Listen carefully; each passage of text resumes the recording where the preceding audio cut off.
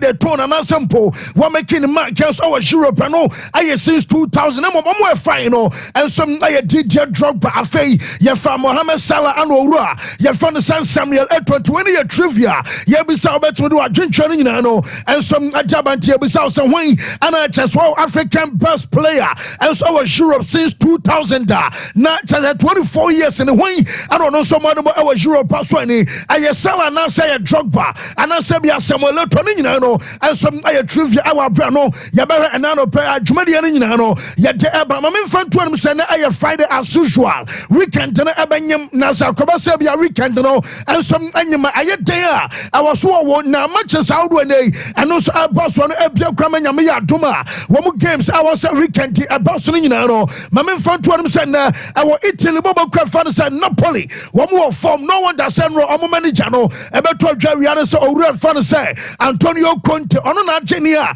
ya fan say manager of the month also Italy na just a manager no twumadian nyina no and some our so omo form pa na ebo and a Ghana time aye 4:30 and ababokua ya fan say Napoli omo so no komo wo so na game eba so referee na ya fan say Emmanuel Falciani ono na just nyame ya doma wo so game eba so enanwume no wo so na ba kwakwa no sa game and no so eba so report aminya no and some other say wa brana yanim say bobo kwa fan say Napoli wo so ani komo ebo no mete say yes take it no ye sold out ansa na jinti take it aye sold out and say and na yes nyina no aye coach ya fan say Antonio Conte wonom effect essence so buy no results aye kama boys na boss apart from day one koba say wo mu kwa we ekolo 3-0 and nam no ka say no bibia cha say Napoli team no say na be kodia wo mu som na betimi age ade so mo na so na jamenya no say take it essence no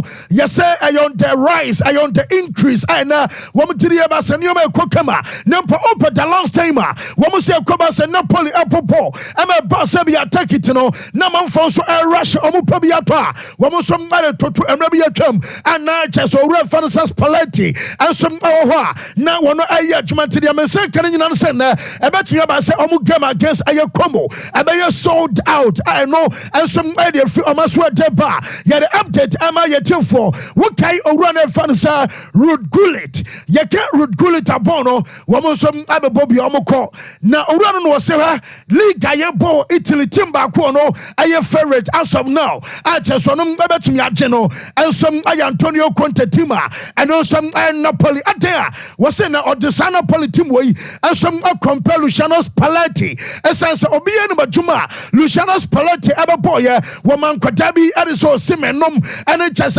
Richard Karaskilia nom amosom aye adwuma no simple ama Napoli age league no and some see omenas after so many years na Diego Armando Maradona mo beje ya na Napoli entiminchi biam no aye Spalletti and abeye ye was say ball no mo bana bi and the manager fans Antonio Conte and some amatim no ebiam and some aye near can say winning mentality as a manager no one some nine still our team no mo entabasana na de tan say eboa amanioma kokamesansa match bia mo bobia no say referee ampon ya wonim say one aye dia bobo kwavan say Napoli and some abetimi ahye ebiam and say wasama dia ye can say advantage aba and some adama Napoli bobo kona ni nyina no and some my update aba wonsam no ye de ama ye te for Jaminya and some others are brontia ye fan say Gleason Bremer okay sanra medabatu just o see J Medical aye center na just crutches ashana motuom na ban wanya ACL mekan enra and now when I was about and some adama aye Juventus omutim no as of enra na man force ai woman Ramos and Kokasai essence Sergio Ramos aye free agent woman tiri pass was no and some any adianum Jameson can no pen say woman tiri abasa kwatena ye fan some Manuel Locatelli wonom aye midfield animum abasa bia emergency upusha kwatano and some adana kwa central defenser woman tiri abasa Locatelli and some nabetimi afela avoid no at the amabobokua ye fan some nom as aye tesa juve and wache manager no crash over car say Douglas Luiz ayobia and some aye versatile obetimi abo atire abom finfi amaye ye etinya de sabi obi apra entia bia juve team no wo mo besum anasa bia juve entimi mo nhane nyina no wo mo our alternatives and so the money ya can say central defense and no from us what deba wabena me can Napoli asamno wonim so ura fansa Lukaku ya bo aye we can do ye pa ya ba international break ebiem na adeba kono say your players womu complain passansa ya be start season am for kasabia am Manchester Spain crowd here ya some boys ni be kasa womu co strike am Manchester won sam no e be ya p and am no kasai wudru ayo Belgium for coach no ya fan Dominico Tedesco one name in the squad anyame ya duma the month of October womu so matches I was so mu boni nyina no wono so ade kwakwa ya adwuma na omo squad omo kwakwa sia kan no Jemense can say Tedesco yes Thomas Munier akache coach no so panacho ontimi ma eti Thomas Munier wama ebiem ayo real fan say Kevin De Bruyne wono so ama ana Lukaku nso no wono so ama na Kevin De Bruyne de no coach no echemu wo say nyame yarma October De Bruyne oma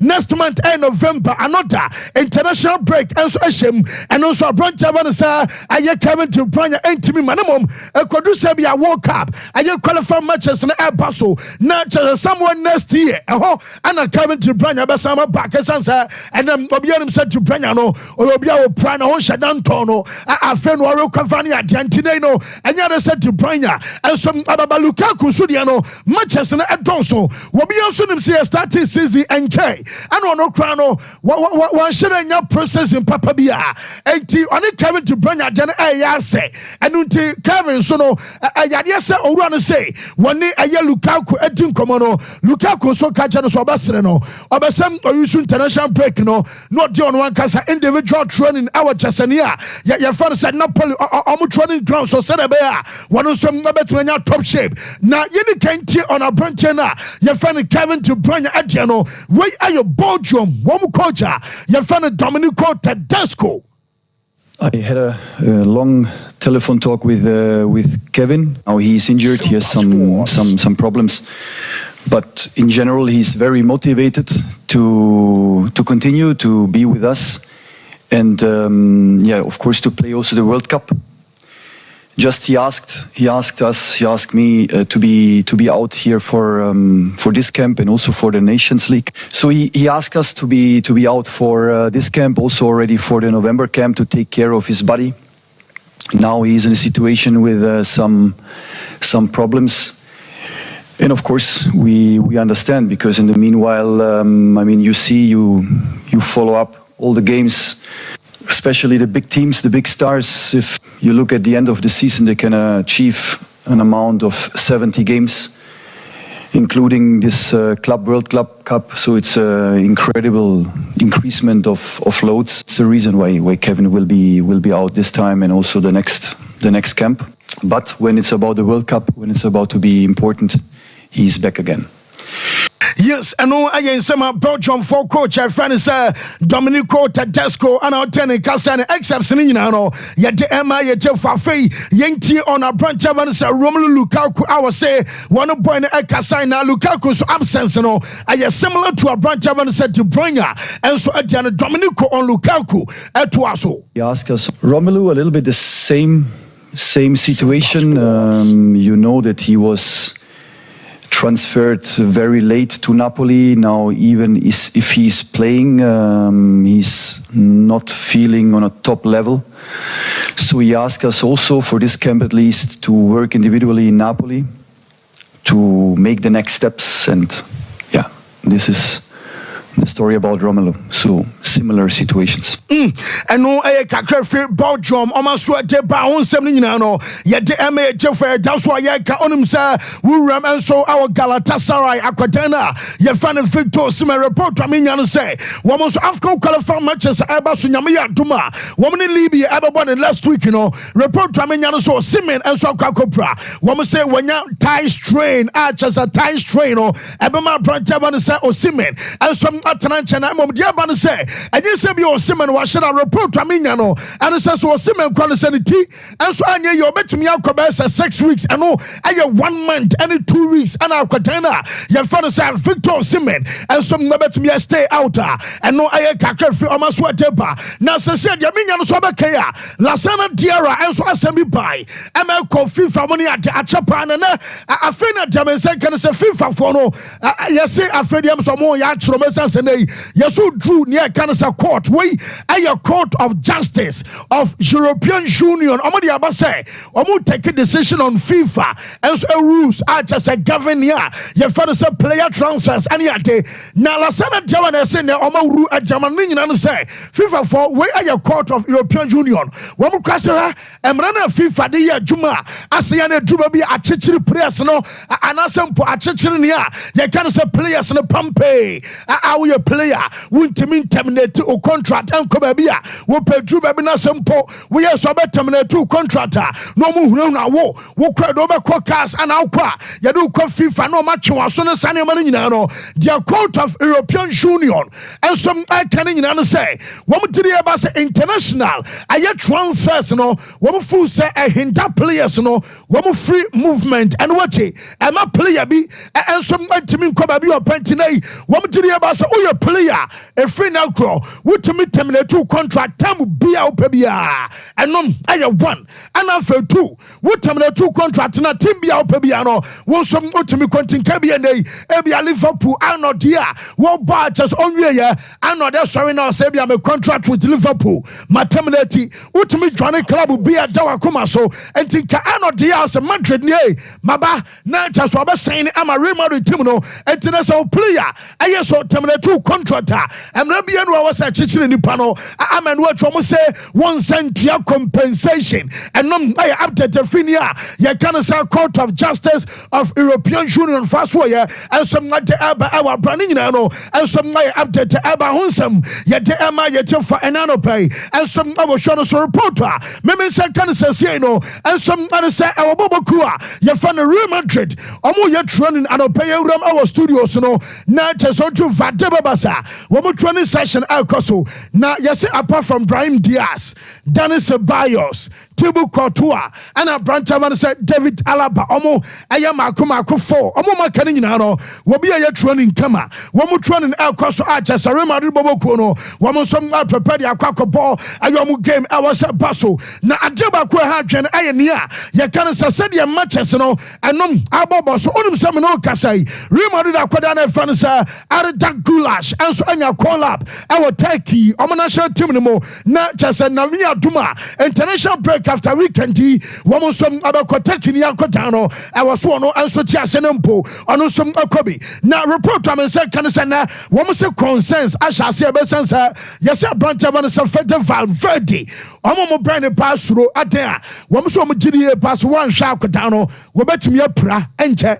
Atena Federal Valverde ever pra, one say, Opa check a year 12-5, European leagues are your boy, Oko England, Woko a year Germany, Italy, Woko France, Abasinchum, and some across Spain, leagues are your bono, will be anywhere this season, while accumulating minutes and more at the child Kotana, one also a Valverde, one say Valverde, Ayobia, were bought 969 minutes, our problem matches to draw, and some other child Biantina, some Ansha Amalcodano, and some unrest, I bet me about Sabrantia, your father said Federico Valverde, and some about me opera, and no, I said, and no Crofono, one some other more concerns, Abba. Now, Antonio Rudiger, or say, Mammy, only a branch of Ellen Haaland, on some.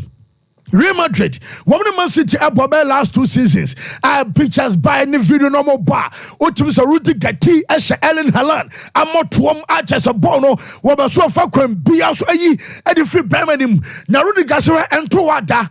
Now Quarry na moon is anwo. Was him on the Madrian Croix. Ellen Haaland Eddie. And one of my Ellen Haaland Ayo Febra. akwana ho de akita no no na kwawe waje de da so a ho be kire papa na enye defender bia na timi fa boy we enye defender bia na timi ya akwatan na ye fa na Ellen Haaland ho adwuma na Ellen Haaland o describe ne say o ye beast ye ka so be ye beast wa wonim dada o se boy no oni ni deal edem papa na apart from ono Rudiger so ono Rudiger no why say for defenders ni bi he wo show o matuom no show a helm tetefo no bra wotimi mia bolo nyina referee ni ho a no butu asa dan Coleman and Eric Bakromo de ni babia obefa bi odi wachi wo so ono sa na Rudiger no ball no sitie na nipa mi enu pa ana obetimi akasa apart from ono Rudiger no as of now woman ya kwada fans Ellen Haaland ehia wotum Sompa omo amake ne pa bakom aye Van Dijk ana mienu aye William Saliba Arsenal defender no wo so mo mienu kwa no betimi akasa omo ya Jumaten ensom our Ellen Haaland we sansa enyo mo nkabana nkakoi ensom atwifa so no omo ba de yan some Man City aye crossing wo mo cross bo na collapse po abra to adwene mo akodi ne tibe twibo na ho de wa jeje da so huri kwawia pan na tana kasa na so omo ntwema akra a chesanam aye said owura ye fa no say Rudiger adia no wono som adia ba na Endrick yes Endrick akoka say ena ball no asesa na wushe goal ha wo bia be ginani wo bia ball baso wo bia o ya de na wo pa kolusu ha wo mu kuro ya be say di watam ehona ma boy ne comment ne bam na time am gi BMW so cars na mo me ka say bia ball na de mulusu na wo mu so pamo na musu ana akwada no say ono no wo waje bi woni mu na sadia just why no I don't care atma so no or say or button na no de ne ye it doesn't matter bra and found ya asma beka say udina temu sa wo bonaba so he wono enkane say a just and found ade do obi ono akwada no wono found ba ko kra ne nyina no ensom aye update eba Real Madrid and none of them be ten e ma so mo say woman Barcelona elko war we aya ko na Dintia Madrid for ni agene nyina no so mo say hey na yetia ana chese nanu ya Tony Fraser what kind Tony Fraser some omunyina no Barca omo bon Barca na Tony Fraser ana beka ne nanu ya say ai wo betimi ama evidence a chese Negrera a case na ayampa ye kan Negrera case o kai sa Barca wan some buy e me beto twase ai ana Barca for no wo mu tuasi kadima referees ana no akwaya nia ye kan sa wo mu influence e be a decision taking ana say be a decision making and some our petness so na owura ka say wono owo bi a penny bi afra Barca penny aka twa ni so oh wo de mo mpe kakra ma me kakra me send documents ni nyina ma mo and efre na kwai me send mo oh you will be good mo ba ya dio say be a refugee fouler ka che won kwada no say mo nko player ne nchen me ebia nyoma bi a wo football ni mo a wo say mo hu say be antampa ne league mo ba twem mo de mo send kakra ma me owura Tony Fraser and a coca asam no and a Real Madrid force sir we de mo huni po and aba kanu te Real Madrid woman de nyoma miensam and a gu ayen krata so a omo make official complaint and the FC Barcelona enra jomo kan say one public statement at Tony Fraser Ebekaya confirm say ampa Barca woman influencer referee decisions and maybe a come two and some and say one kasamo president and maybe a come and some abamu what den ho shemu Ebekan be our referees lead the matches no and some other boamo and afam yensa and some and say Negrera nan kasa sa kacha mo say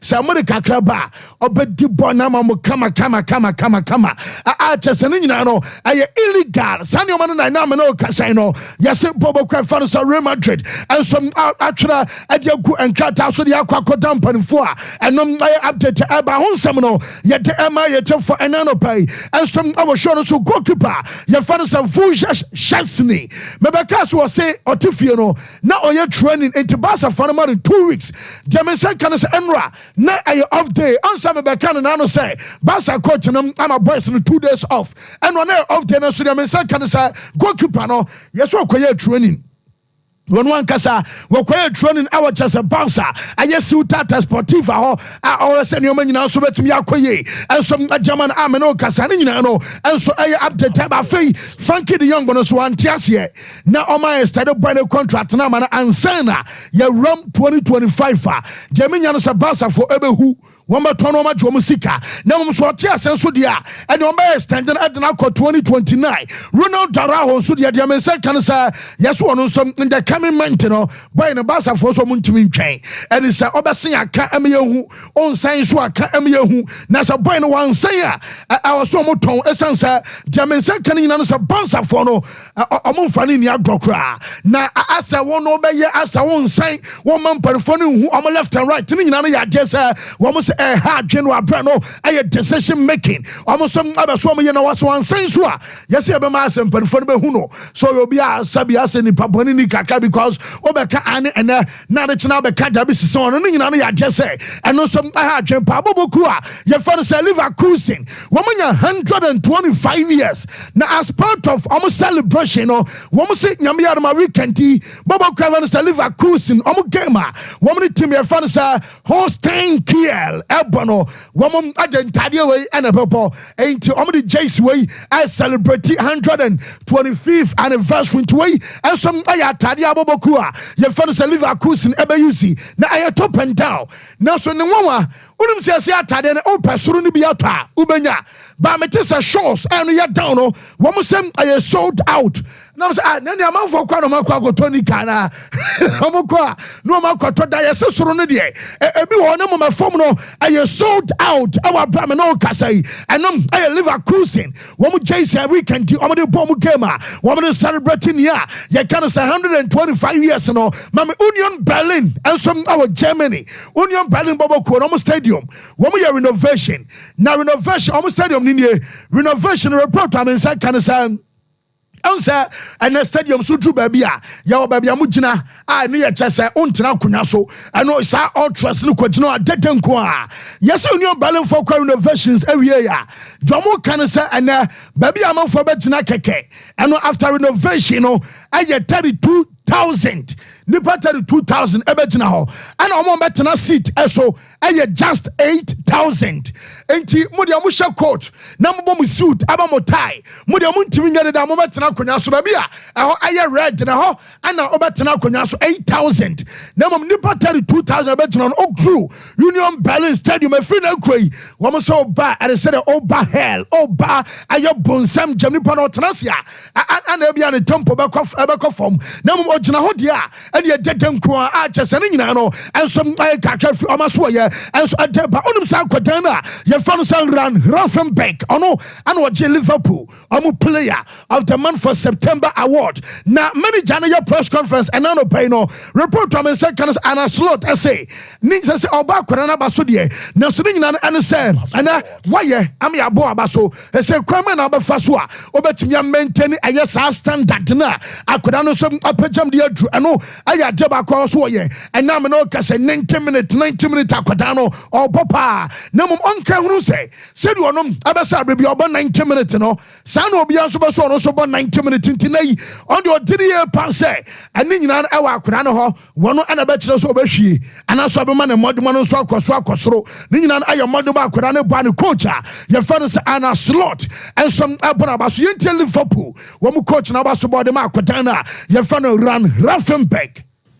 And if you look at all the signings we've made at this club for in the past, I don't know how many years, most players were underneath 24, 25. And there's, I think, also reason for this because you expect players from 22 or 23, especially if they come to a club like Liverpool in this environment and in the way they've worked here, that you expect progress more than you expected maybe or probably from a player that's 33 or 34. So, then it is not that big of a surprise if you bring the qualities like Ryan Gravenberch in, that if you start to work with him, you do the right program and has the teammates that he has, that he can progress, and that's what we are seeing at the moment. Now it's up to him to keep the standards as they are at this moment, and that's a challenge because he like all the others have to play. Yes, and to say I know I challenge Jarima Katana, Yafano run Raffenbeck, I know I am some many Janity to Janano Paya, I just and the Prema Chance Abaso. Now on our Quran fans Alexander and not Danny Mohammed Salanom, one contract and sense Messansa, Real Madrid, Yamakacho, Somunya Ano Domope, Namum Liverpool for the Somania Koranica. In fact, almost at 10 command crowd, many Janus say, there be a Mubusano about Abia Place, no, one more Dutch, one future contract and sense Ubusa, there be a mama boring answer, and now some Busana, the same boring answer, and I've been to Mupa, Munchamu international break camera, right after international break, Jobiano, one of some other Mobeka. Now, Jamaican can say England, yes, England, no team coach now, you're finally Castley, and also say I say squad England Kitai, or more multi-positional players. Now, Obiti Seko Palmer, Ebetimia about 3. And I'm so quite how we know to me, you know, when you call Papa Coba Trebia, what can I say? Coba so just say, one more just a place or bit me bar, as some bar idea was suggested grass of Copamano, over to me the number left full back. Am I a year? No. Young Manchester United, and many Janus say, fresh at the Ebit Danoso Padiam said, can I say before match against FC Porto. Now, my night Ramos Sporting Director, your fan said Dan Ashworth, and and also I technical director I Jason Wilcox yes throughout the night I Carrington training grounds or essential resource and Jim Ratcliffe and so did they say or by a can say I football structure or Diamamo a resource and still ancient I was some before Numaba D FC Porto match and Aston Villa a match no commodity chose I 2 matches and many Jano, woman at the Bassano, and now no Casa report to me and say many Jano, Mete and was some Casa Ratcliffe, the second time over her ball. I bet Yamiadama Sunday, our Aston Villa, Yaswaba baby and Ramate by Jaminian and Nano Penny say, Yamiadama Sunday, and from Senra, Mayu Akobo draw, Satan Hag, and Nim, now nim Eluzi Sunday, our Villa Parker. Woman, ever sakeno, and a report to a second and pay. And after the game, woman was at Tanaxo Penny into GDA passe. Nyamiarama Sunday against Aston Villa. And Koya over to Aswana on the future. No, young team manager Francis Ten Hag.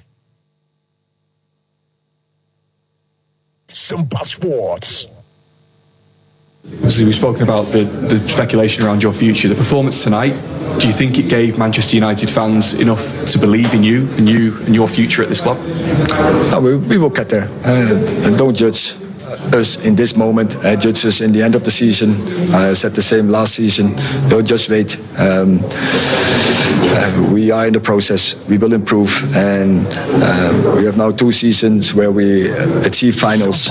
Just wait. We have to develop and progress this team. We will work, and we will continue, and we will fight. And you see the spirit and the connection between the staff and the team and the players together, and there's a strong spirit they want to achieve, and we are in a direction. We have that good mentality in the spirit wise. Yes, and I am Manchester manager was on TBM, so I say I just work in progress. So and I'm so kind of the same direction was can be the last 2 seasons or no I could finance me at the trophies at the United or Brabia and one just one at the Bonosa for him when you compare us Magic Cup, when you compare Magic trophies, Archers and Ra was so Cocabium our Didier Sunday, Wabacoso Aya Jumano Brown, something yet the Emma Michaela Tata, yet just at a press conference, Abasumete, yes, a Bassa for Aquadabi.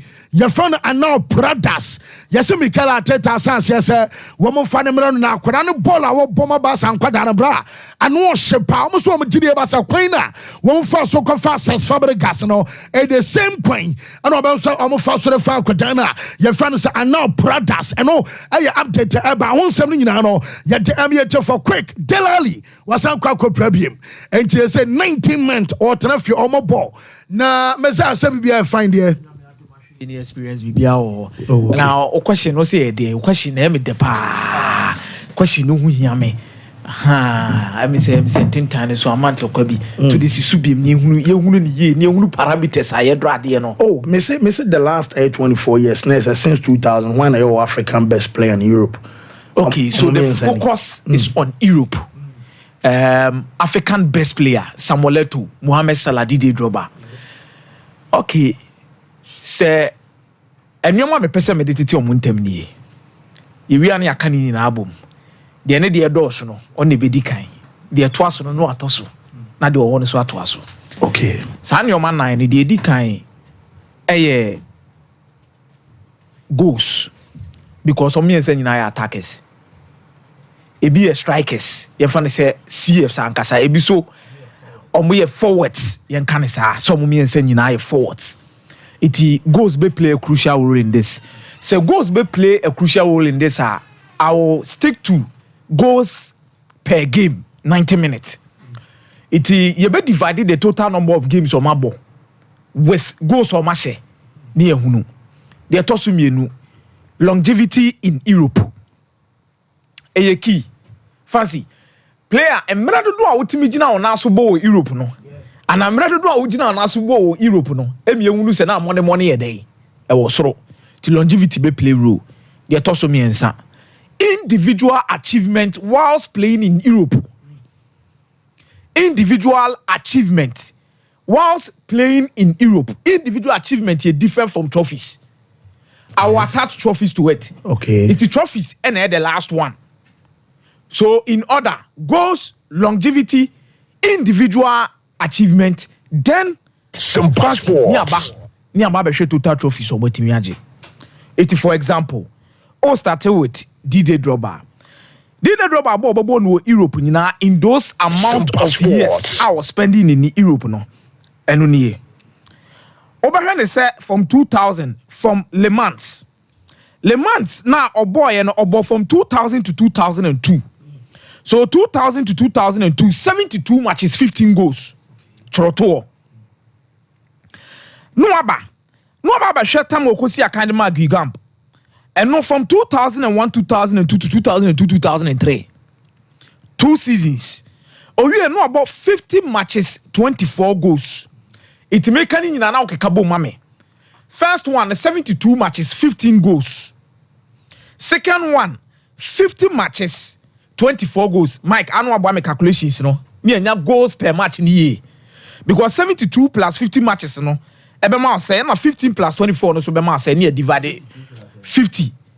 Ebema how many matches no? 122. 122. Okay, yenko matches no. We am akeka goals na bom 122. And Obama sell 2003 2004. Eba abesi 2007 ebesi 2004 to about 2003 2004 one season pay. And no about 55 matches 32 goals. Into 55 in the matches no. 177 matches. Yeah. Then no about Chelsea from 2004 2005 beba besi 2011 2012. And no about 341 matches 157 goals. It is for 341 matches in the count mame. 518. Then Okoshanganse no enye Europe. And oba Galatasaray. Galano about 53 matches share 20 goals. 671. Good. And oba Chelsea BM. About 2014, 2015. And no about 40 matches, 7 goals. 711. 711 games. Europe. Now goals. 15 plus 24 plus 32 plus 157 plus 20 plus 7. No divided. 255 goals. 711 divided by 255.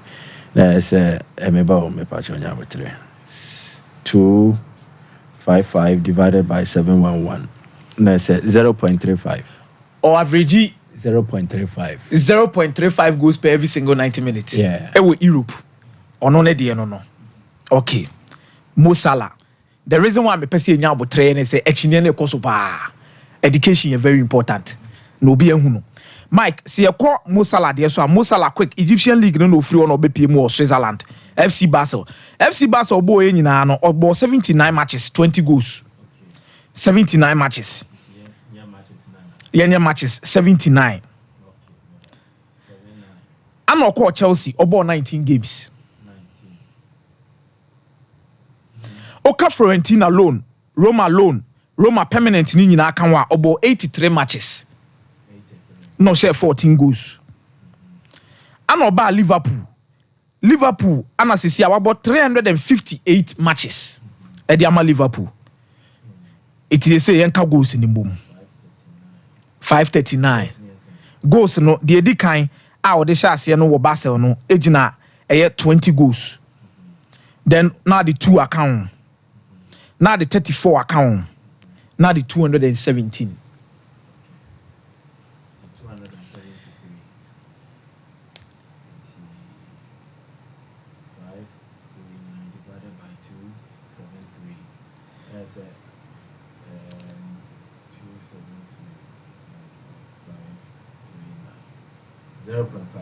Let's say Salah average 0.50 per every single 90 minutes with Europe.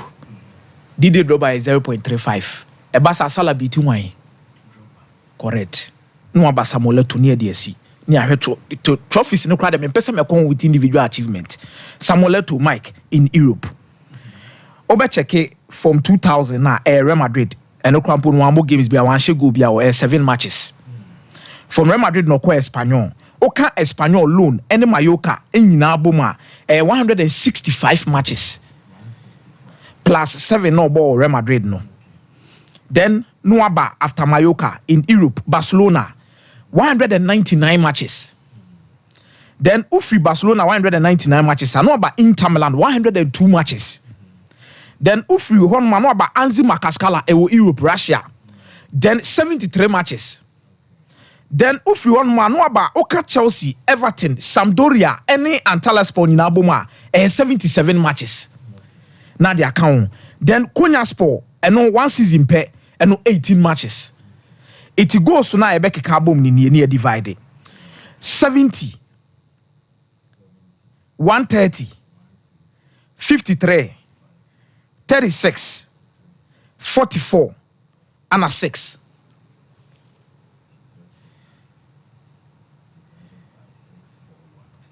To buy 0.52. 0.52. In terms of goal scoring, Samuel Eto'o. In terms of goal scoring, Samuel Eto'o bro Didier Drogba so. Samuel Eto'o bro Mo Salah so. Assistance. And Samuel Eto'o Edijina honum. In terms of goal scoring per every single 90 minutes, none of these two players is better than Samuel Eto'o. When the time must spend with Europe. In terms of longevity, Samuel Eto'o nkwasha say free 2000 or free Europe no. Or free Europe near 2018, which means Samuel Eto'o ebo 18 solid years. Ewo Europe longevity. Mo Salah Europe in 2013. There were 2024, which means Mo Salah longevity now when you know 11 years. Ewo Europe.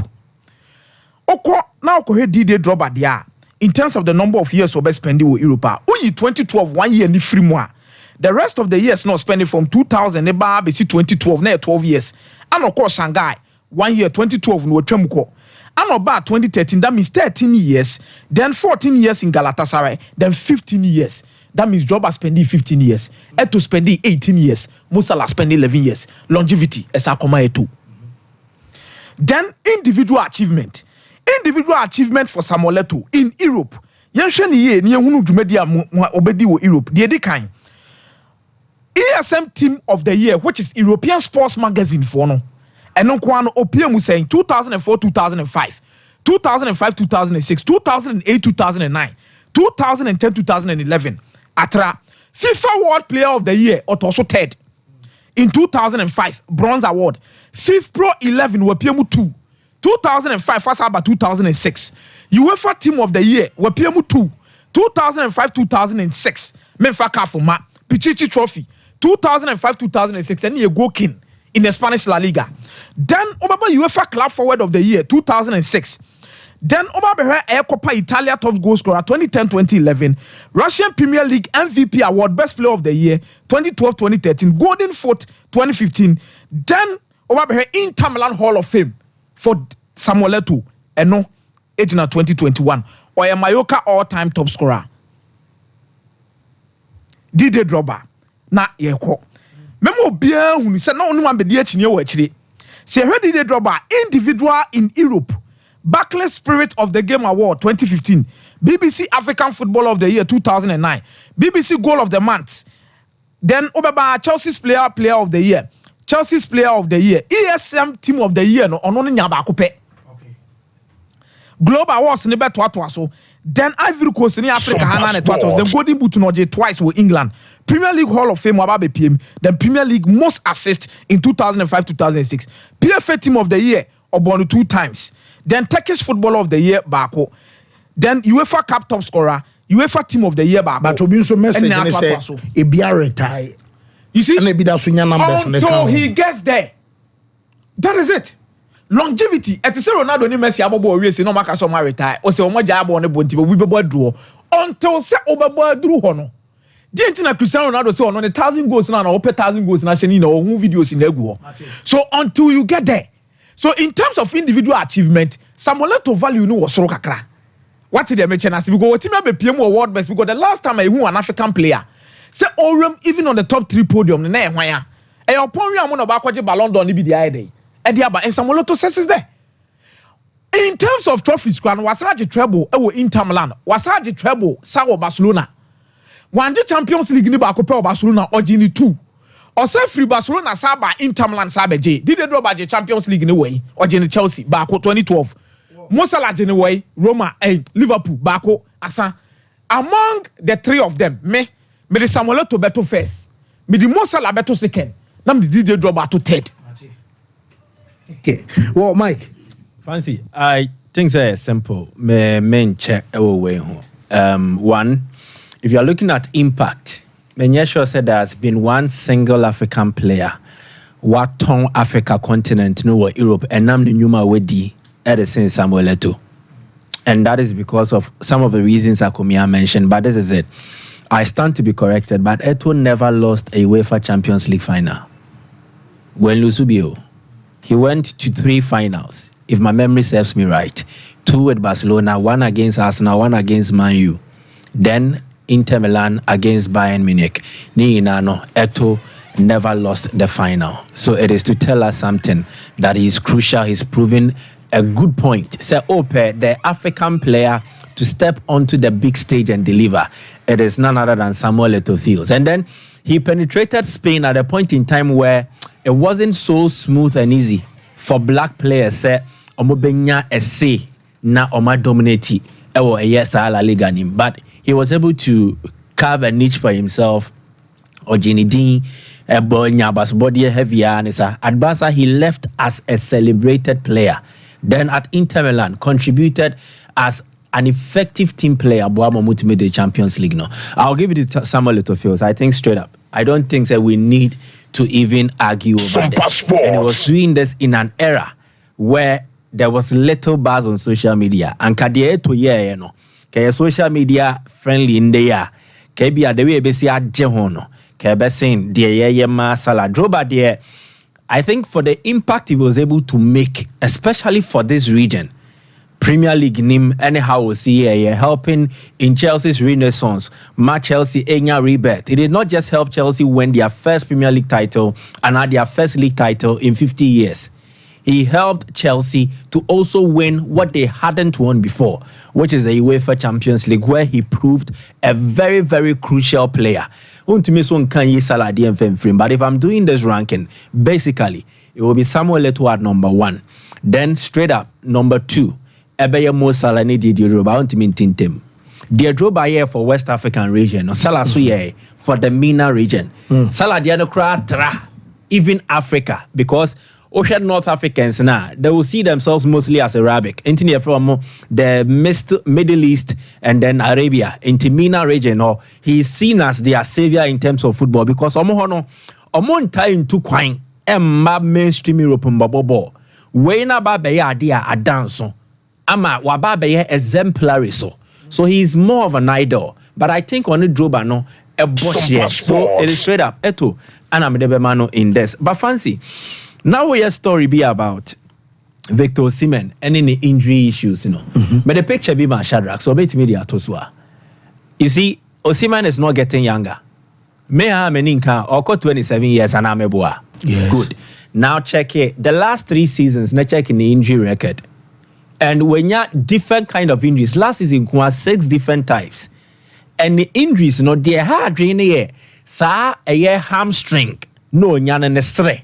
See, then when you saw I'm saying nestre. And then one touch my 6 weeks. Good.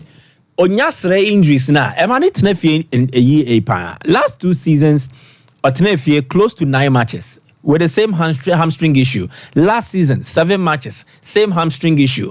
In the last 3 seasons, last season, I may say 15 games. Last 2 seasons, 11 games. Then last 3 seasons, 17 games. Atwatwa. So even in the 2020-2021 season, he missed 24 games. Or a player on Mbone Bopa. But the injury record, no one shot, not at the Sebe, and not asterisk be Babatuni Di say, yeah, consider obi or durable, obi obe guarantee consistency. You cannot really get it from Victor Osimhen because the injuries ni in a he might be missing in games where you need him the most. So I'm sure no acquire a Santro Fiano Mano. So Wofana. What for Musio Baojano so we just radie. So what do you do in this situation? And when a mama in said teams now will be very careful in deciding to make a move for player. Yes, your friend said Victor Osimhen. The case of Eric Ten Hag. My name's Wachani a bit me detail because I'm not for people started Kana. This weekend might be his last weekend near there. I am telling you something. If there is any better option available, United would have sacked Ten Hag. Why never?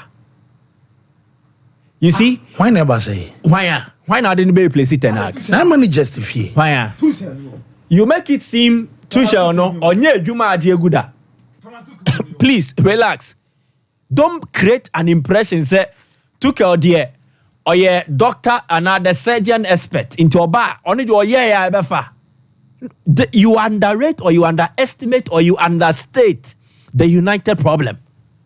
He has done it before. No, yeah. Tuchel has done it before. Me, I am saying. Tuchel why you be there no yeah.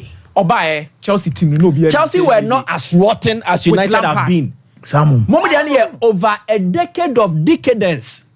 And the problem is away from on the pitch. The problem is tactics. Mike. Chelsea, Diano. What Chelsea Tuchel needed to do was just to sort the playing body, and they were okay. Where Diano, it is more of an institution problem. No, nyabotre. The Americans are better. My problem is not with sacking Ten Hag because the records now are one a soda and yet Ten Hag records ninyo. My member Bob in show. After Endra game, these are the records. The facts don't lie. Permit me to read this. This one I will read. Since Eric Ten Hag joined Manchester United in 2022, yes, no Premier League club has considered 3 or more goals in a match more times in all competitions. 24 times. Yeah. This is the 31st time since the beginning of last season that Manchester United have conceded 2+ goals and now 2 or more goals in a match. The most any current Premier League club has done so in this time. We about 124 matches. Emu 24, you shout 3 or more. Oh, you're Man U manager. It doesn't speak well of you. But so Odin said, no kwani a year. They have a certain theme and a trend of conceding goals in quick succession. See a channel. No in within 6 minutes. And against Porto, or conceded 2 times in 7 minutes, 3 times in 23 minutes. We conceded 2 goals in 4 minutes against Bayern last season in the Champions League. Okay. In 10 minutes against Galatasaray, we fear Old Trafford or conceded 2. In 4 minutes against Copenhagen, or conceded 2. In 9 minutes against Galatasaray, or Turkey, or conceded 2. Then or conceded 2 in 8 minutes against Crystal Palace. 2 in 8 minutes against Coventry in the FA Cup. Then 2 in 2 minutes against Chelsea. Cole Palmer. Okay. Good. Yeah. Then 3 in 24 minutes against Wolves. 2 in 11 minutes against Newport. Then 2 in 5 minutes against Aston Villa. record way no so we Man U manager na ekotiawa enye but my problem is enye de oko but why never Samahwe you might be repeating your problems again. And I'm saying this because Tesani Akomia Tuchel no. The same thing with Mourinho replacing Van Gaal. Oh, Mourinho there, he's a celebrated winner. Onuni here. So you people understate the United problem. Mm-hmm. It is not just getting Varas, getting Akomia. I think the thought process to appoint the next coach, and it's a Ineos for any delay. I won't be surprised. Vanish, you see, vanish. I see all the DNA BL.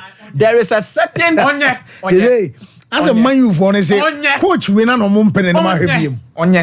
Sana kwa situation. Fancy. Do you know Mike Mesro Adarom? Oh, no problem.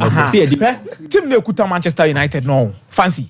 Team Nekuta Manchester United. It is not up there to win the league yet in the first place, but this team is good enough to beat Brighton. This team is good enough to beat Porto. Mm-hmm. This team is good enough to beat FC20. Yeah. This team is good enough to have even won out of their 8 matches now Manchester Bond. Come 6. This team is good enough. Mm-hmm. But on team fan yempo. So what is the hope? Answer season, you know, who the fantasy season who they say former root vanish one experiment. No, you guys are itching. Some bones and many channel. There was a justification for time as on after the first 2 seasons. Me, I've always said it. Me, there be a Mike. There's a justification for the first 2 seasons. And they say you could make a case for Sompa. But now, maybe a team where you drew no. Any position not team the down. Any players and now I can far back this season. No. I feel the Sergio Ramos man. I should go to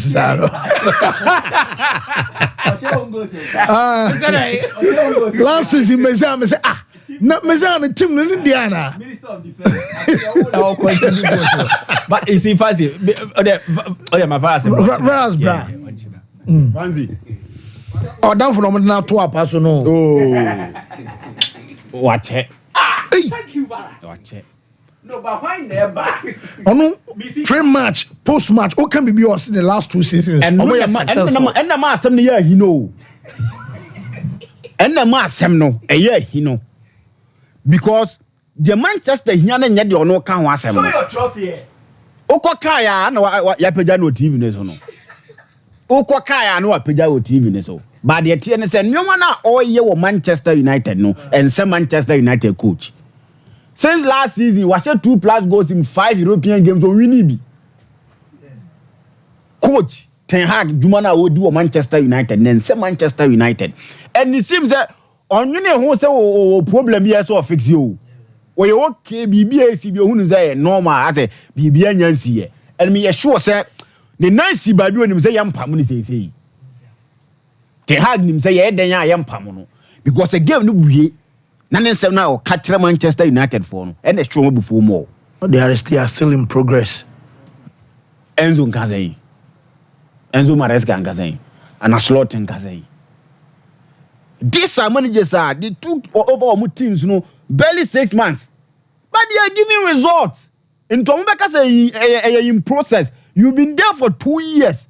I also watch the trophies. I am for trophy, no, and fan 2, 3, so and fan celebrate you. But still, Manchester United problem here the same thing. Why na ebane there? Ukura sika na obe toka unu ga be kwakoto. Nti se o pese o pam Ten Hag no. Me sure say wo bi o wajimu dada. Sompa Sports. Ko tu o bi bra no ya adwuma ne ma we. Managers in the bebre wo ho. Wo time ade be man forward there ya adwuma na bebre wo ho a they are doing fine. O metima be ya adwuma de amount. Thomas Tuchel nyo obi a me gidi Manchester United for no pam Ten Hag o mo ko fa ne mra. Okay. Dabi. Do ye o Paris Saint-Germain do kwa o Bayern Munich. Chelsea den do obeye but Chelsea den ko mu gina ho ye hwehan a ke be san sai biem de aka ho. Chelsea pam no pam no nyese bia na amafo se ne tactics ni ye bia o. Time wa Chelsea ko mu no support to team no na da bi o kan encouragement word de tra amafo no. Mostly na amafo ka ho asem. So o tena mu mo e na mu di ho ko ba results no na nya results a na ekoyie. Pedro o Bayern Munich. This Manchester United go through that spell now as manager or may adwuma ne fama wo a unko fa Thomas Tuchel ma but Ten Hag currently as we speak Manchester United for empene ni mo and only Manchester United fan bia ba ya adwen first no boy boy utimu say branch fan Rashford no kura form no ni bi afa no try so be fan in form wanya na say we na free for rotation be no when you na kwa tena for rotation players of course on buy and we no one call for on buy but they are struggling to find our fit to Manchester United team nim and to crowd there the ma na untimi fa nya adwuma no bi di nya de ma de anka be dey do obeto you know the trophies my use what the trophies enti ama bia ka ho se fa be ye adwuma still untimi nya adwuma to ten hag there wa che Manchester United na bia na omo pese be pam no Sompa na ska bi wo mu am betu akaka ai bi no so ka ho into ono no oye okay oye relaxed oye relaxed tell us can obedi half of it sack oye relaxed though quick omo mpam no for now there against Aston Villa bet me akwhye and obenya draw there's no way United will lose weekend there so beba sana de na oye ya no dey buy time no una emre mfama no se be pam no weekends we mu a se be lose ni pam weekends we mu a una emre mfa na ho nte no thank you brothers on fan on to me my time no but say kra no time no dey on to me nto bie mu say sa na kike ken we fake up no won do be win na he Tottenham be share no Liverpool be share no ya hu de oye wo 20 ya hu de YFC Porto Aston Villa de na nyi manager na modern na perform and he is not willing to accept the fact say but be Manchester won nye and no do 2 trophies ni fan tire no where ya no that 2 year be imagine 2 trophies oh where ya no that 2 imagine 2 trophies oh the 2 trophies ni ba pe na say what sem bia o kan jai say no season be ye o work in progress also they are heading towards the same direction they are in the same boat Enzo Maresca be ka saying and a slot be ka saying mbe hia Italian manager mom Italian manager okay some man Allegri nso ofie solid why Allegri solid Gareth Southgate enso wo do you know Roberto Di Zerbi on Manchester United din komo see pa I quite remember say I have some emails to some people who are closer to the club kakra emails so sending email or more to me reply on the other day. There were good discussions that went on o demanding your mama you one in terms of the salary no pay scale was kakra in yours were not ready to pay. Two Okacho almost say he needs Greenwood say Greenwood in there Greenwood no dey mo pay ba ye okay say otna fie che the discussion was with Manchester United. It was close. It was this close. It's Italian manager Bepan as you see our available market in so ya Allegri. And then already na Martin Hag nyadwuma now you people you don't respect Allegri crowd. And Allegri won pay. And Drapillos wo fie. They be fellow don't me nyadwuma we. No nya Italy. O mo ntone ntwene baby won to me nyadwuma. And Ten Hag na nya. They be me say the reason I mentioned Allegri here, the experience no, and the command that he has. United into me nkofo obi animu ha, and then come from Van Nistelrooy na no nye. But Van Nistelrooy into me nye. Na PSV I know impression no crowd went to me Jumano to Hokoi. After once he was in on ye Jumani bio. You get it. Van Nistelrooy then any only the enable who a emotional appointment. It comes with a certain fan support. There's a fans ni na ye legend. Ba uremu pa in England Van Nistelrooy omo be pa no hontoma wa naked. They will expose him. The young crofo a mo say so omo he Man City fo no ti ball fe ka ho Allegri den ti na make Allegri no Van Nistelrooy ne ba on to me mouth boy you see I have this skepticism about Dutch coaches. Maybe the exception to it will be an slot anywhere with Liverpool. But you see that coaches who are brought in to salvage a situation, mostly they can't. Obetima to an extent, no wapim. Ten Hag the oye, and yes, wasan wapim. Okay. There is not anything new at Ten Hag they become man. But Obafo fraud they obey. You are expecting their build-up will improve. And he has tried and far. Then he thought it was personnel. We're changing goalkeeper. We're changing back line.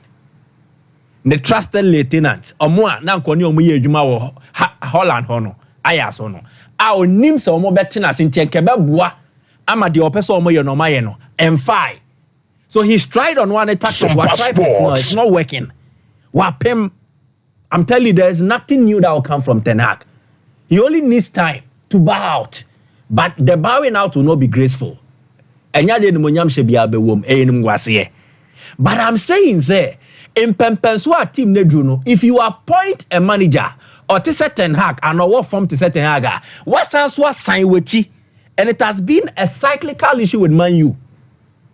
I saw moko many man among back on no ma sense wa be chire mienu omoko back no ma be chire mienu. They need an appointment that will keep them stable or push them. See say the omo here no appoint coaching appointment e be di omo be ko anim ba ko bi and e be ma omo gina baby omo gina na omo toto nyoma kakra because it is now looking like a crisis. Mike, how did they get Farioli to Nice? Farioli to Nice. Yeah. Oh, you see, yeah, there are different coaches and appointments. I am a club or more corner. You United all 18 aside. Me, I'm a Chelsea fan, but United is a big club. The pressures within, anyhow the club is. You bet me a fan manager be or you're very good, brilliant, but oberemu awon. Wow, Nana got to say, if Man United are serious, they should have sacked Erik Ten Hag long ago. A couple of messages say, "How Man United show match?" We say, Rahazard Junior say, "Obi Papa, you want him to be sacked? Akumia, please consider the case." And when we Ibn Hussein Aliyu or say, "I'm a Chelsea fan, but the coach needs to be bold enough to bench Onana and Bruno and see something." And no, Ibn Hussein at the end, no. Ryan Rankin essay, if you fancy, and as our board will say, if you fancy and as our body are saying that Erik Ten Hag should remain because of no other option, then why didn't you give Mauricio Pochettino a long-term contract before sacking him? And Bob for Kelly so say Erik Ten Hag doesn't know how to manage games or control the tempo of the game. Kwame say, Mamisha Kwame message no say, Ten Hag is like a Ghanaian politician. We are suffering. I built bridge. We are suffering. I won 2 trophies. On this note, and I'm Dave. Oh, Ghanaian politicians say maybe tomorrow we can go deeper into it. Me, I think it is one crucial thing that United did. Development more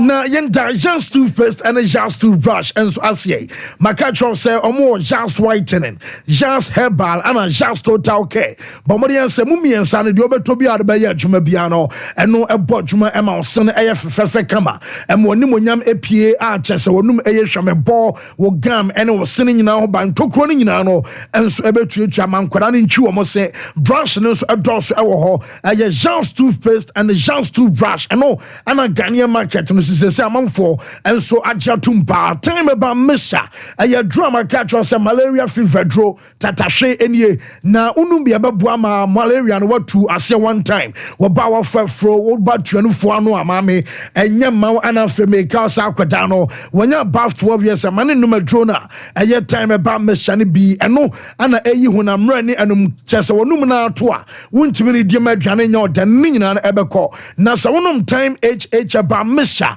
and in the capsule says yes you Emma just and Sansa Gua say Bema immune system in your Dema Pawankasa with general well-being entiname senum time HH about Misha and in the capsules 0244 417669 Kwabana Fro was say Memfa Tim Emramu be didi peche fufu ni bushmeat ni nyina no ebi ho America say bushmeat no dodo bia obesa wo hwibia no obenya ria fei monso mo pe bushmeat enam ato na monso makwakoton ni nyina no Kwabana Fro ekwafa no ni bebrebe so ache so de ba obetimi aba be tubi enso akwakoton obeso didi nso akrantiam kwan nom ene eche so twem kwan na eche sakokore de bushmeat ni nyina no benya bi enso awo Kwabana Fro enso awo trade or infinity on my pay 0599503609 now on no and kase quick break abaye nche kraye ba ya bafie yem kwama ne mfa de aka no enso so mfama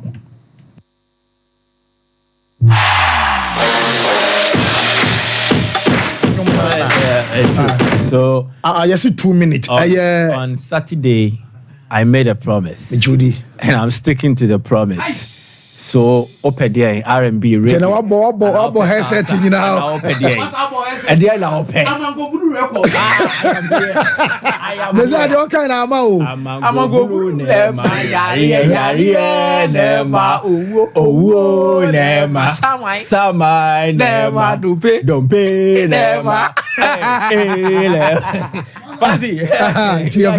No. Now that we are here, also it's time for that Lumba. It's open there. Mayu la kofa bayo omo jejeje. Mayu ready yakopo. Me muni me wie. I mean shebo na be shebo. Me wie. Indian kwane dey. Opening ye okay. Yanko that Lumba o. Baby mama me. Okay. Yeah mama say. Can no mama strike me show there. Okay, my member of me I'm meeting to. Nah. Our karaoke morning. Meto munya abotre mami. Abotre. Yo what are you fa? Sami timi bo beat no. Kudum kun kun kun. Kudum. Krache. Nya abotre la. Aya de la I warm me up. Okay.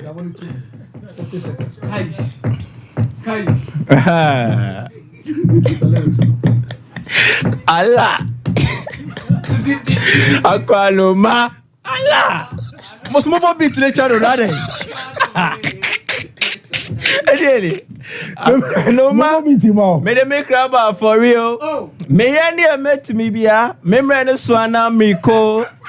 Aquanume.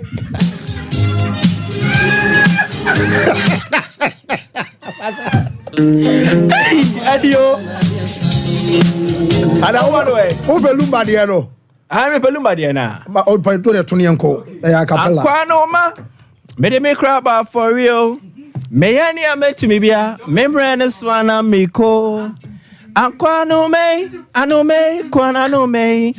Aquanume. Memory swana miko. I like it. Obi bi na bu bobia ka obeto ku maybe amano ejuma wo ye ejuma chase me kwa me shebre esiko no ma ekwan me na mu die mu ehu o akwete mu sam ya kan cha ka obe sam ma bra me hu bio na kwasre anya dia me pele se e bi tra form shebre ti la basa. Mame mo Miliano.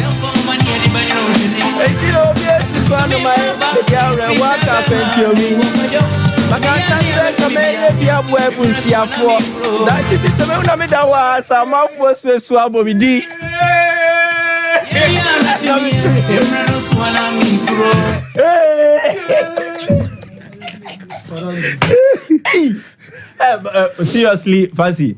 But one of those. Now, Mike, one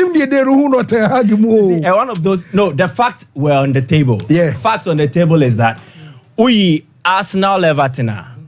I don't think Man U have faced any single opponent who recorded the most home wins against. Over 20. And that is against Tottenham. And they are number 1. 2. There's a Tottenham team that has showed that more weaknesses. So any good coach who will prioritize on how to maximize on a so I see 2 minutes. On Saturday, I made a promise. Judy. And I'm sticking to the promise. So open the R&B radio. Then abo headset in now. And then I open. There's a don't kind of amount. I'm a go nema nema samai nema dupe nema. Fancy. No. Now that we are here, also it's time for that Lumba. It's open there. Mayu la kofa bayo omo jejeje. Mayu ready yakopo. Me muni me wie. I mean shebo na be shebo. Me wie. Indian kwane dey. Opening ye okay. Yanko that Lumba o. Baby mama me. Okay. Yeah mama say. Can no more strike him show that. Okay, my member me am meeting to. Na Our karaoke morning. Meto munya abotre mami, abotre. Yo what are you fa? Sami timi bo beat no. Kudum kun kun kun. Kudum. Kudum. Kudum kun kun. Krache. Nya abotre la. Aya de la I warm me up. Okay.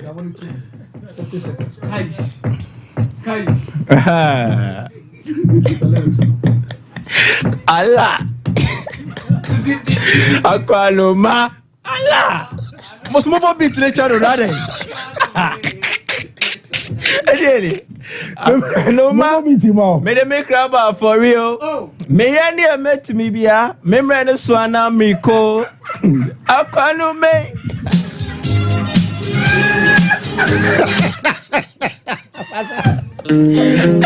Adio. I don't want to wait. Over Lumbadiano. I'm a Pelumbadiana. My old point to the Tunianco. Aquanoma. May they make rubber for real. May any met me be a member and swana miko. Aquanume. Anume. Quananume. Aquanume. Member swana miko. I like it. I like it. I like it. Obi bi na bu bo ya ka beto ku maybe amano. Ejuma wo ye wo ejuma chase me kwa me shebre. Esiko no ma ekwan me na mu de mu ehu o. Akwete mu sam ya kan cha ka be sem ma bra me hu bio. Na kwasre anya dia me pele se e be si sa o di tra form. Shebre ti la basa. Mame mo Mediano.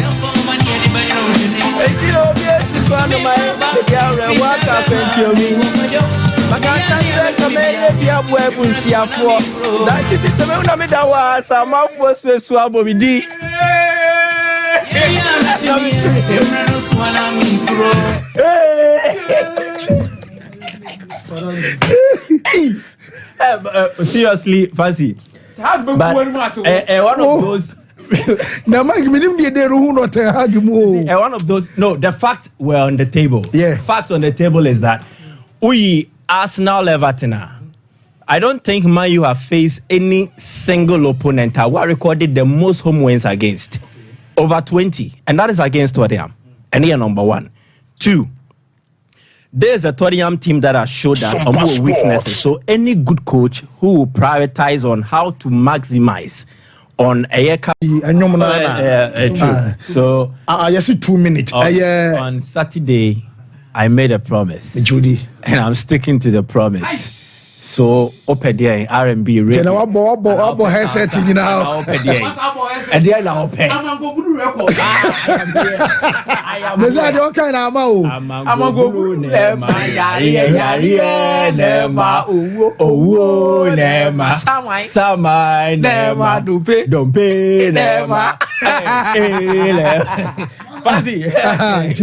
So now that we are here, also it's time for that Lumba.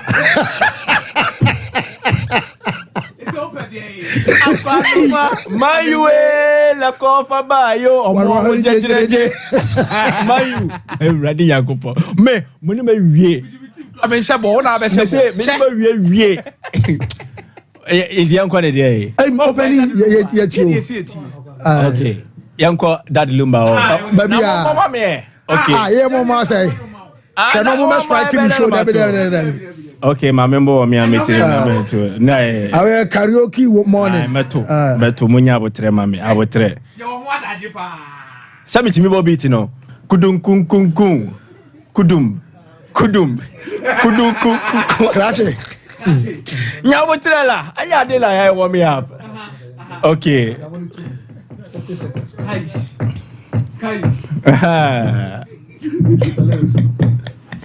Allah. Aqualoma. Allah. Must move on beat the channel, right? Really? No man, may they make rubber for real. May any met me be a member and swana miko. Aqualoma. enso ebesi akọ enti enwume ebo 6 and House of Folk and Adriana Stars ebo na match mo Pariado on Adriana game yen chance ma ayo Pariado communications director ma House of Folk enso edemaye. The last 5 meetings, we've not been able to beat them. Yeah, so I would say that they've been a very difficult side. Sompa. So the only thing we have to do is that you have to stand up and make sure that your efforts will be good enough on the day. Eno ayo pare announce say ode ne kakrawa de to dwafe yen show pare ado say omo players ne capable mo say ebia results and cross the o say see ekọ ene diaka ne nyina no say players ne bad sakra. Every one of them is very much capable. I am not just saying it because I belong to House of Folk. You can see it in the games that they play.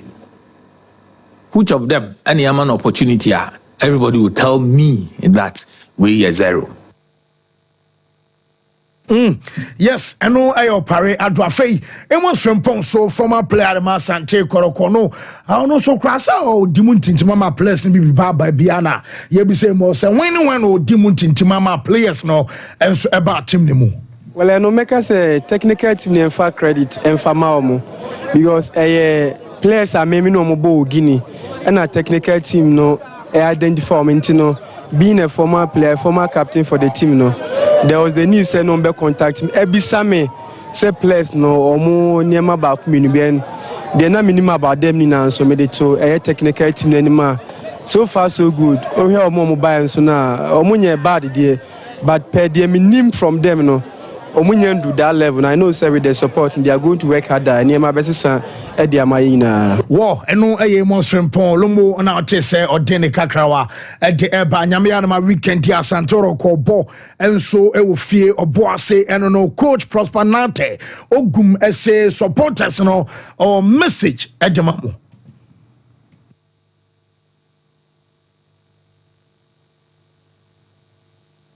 Well, your sense, my coach Ogum, editor Jana Yebenya, and no Eddie Amau, and then Anopewa Bra, appeal, and Dema Santoro supporters. Their numbers, well, we need them.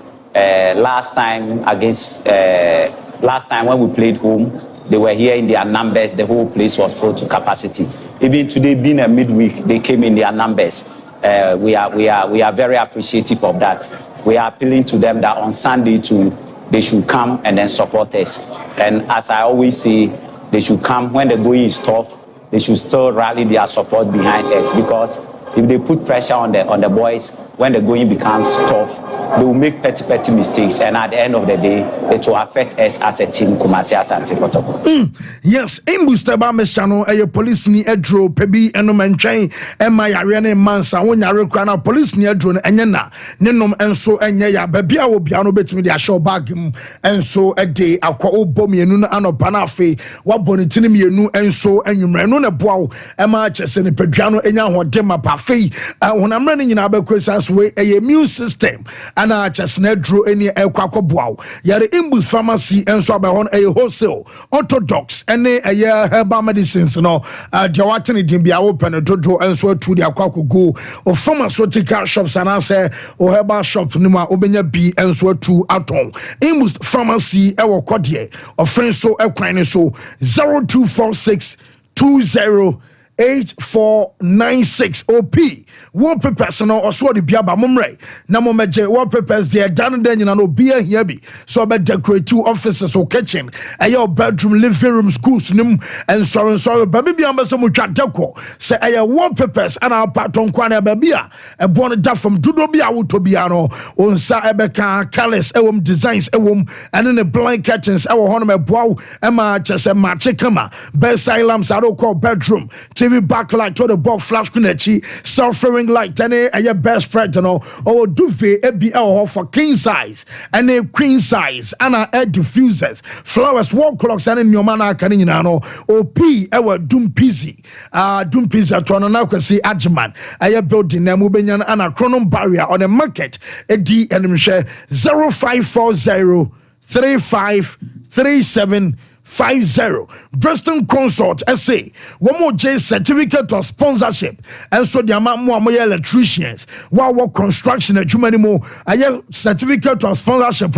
While your customer service, a sales assistant, where healthcare, and as a charity, creative art, a fashion designers, and as simple, a production engineer, where your barber, and also a hairdresser, a J certificate of sponsorship. And so I'm a band of mechanics, a Jumana. Almost Ebejama more control something I am very simple. Oh, Ghana, Obasoya transfer from Ghana to Kojuki. I just a rate at that from Amawaninano, Obaba, I have Brixton Consult now. Woman so I shall not mind a simple at Jamal. Burn to my first floor, GNTC. I'm a building Nemo 0246 171377 on Impedifono and Casamin for in chat to them Rosway. Qualitac Dental Clinic, Qualitac for your Juma El Patasi, na Patasano, Okika Cock Paparazzo, Omoben Vegas, a hono a year, a catchre, a major built in Nemona on Sabeka, a Qualitac hono, a denture therapy.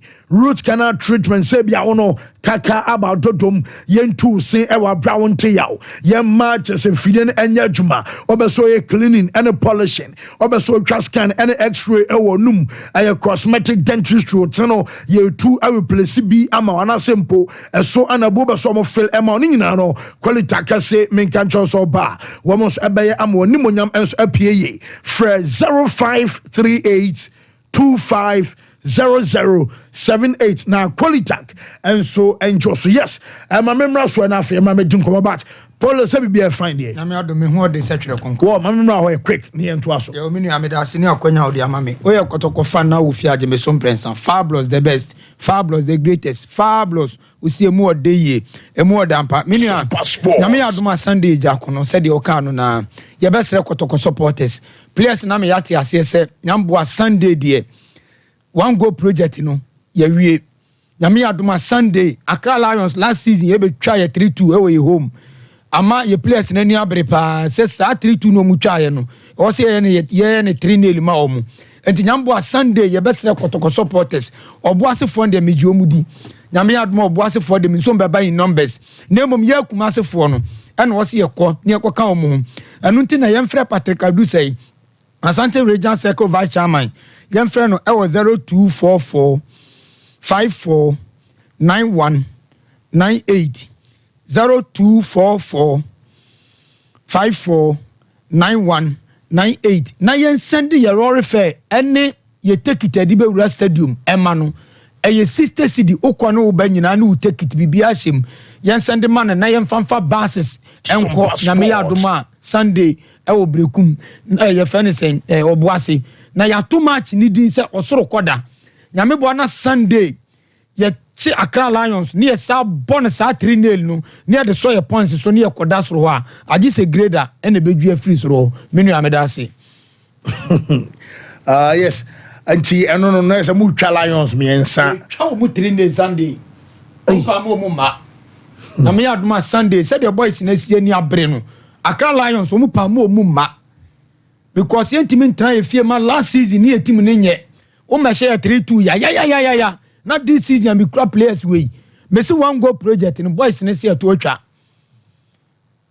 but you show one kura na say 3 points in your budget so ayepe me Sunday there me wade shimu me boys ni mu say 3 goals be the better form to go supporters mo me am like numbers na me tie boys na chi na mo move them no mu fanche sa goals no my Sunday okay wo nana poli eno no Asantoro Kone Lions nyame adoma Sunday ewo oboase nti eno nene so no 1 o'clock here say coach Tuado Ebenemi Black Stars Esquire de ball double header against Kwasia PS Sudan Sunday na Kwasia PS ewo stadium nim say by na kwa dem say oh ana simple obewa na team na ba betoro ani nyina ne bia no e dey na wo say sesa ewo nyina no ye behwem Hansen so almost say was send almost wo meza Sudan wanted to be sure of baby a bebo match na sakra no beba kroma ba initially the plan is saying Kumasi Sudan eba be she Kumasi akwakoda Royal Baron hotel Kwesi hotel Kwesi hotel then they will train her then they will get into the game By now, net is an can ask to some Babisi Accra or Babisi Kumasi any day. I don't think it has it, but they are coming.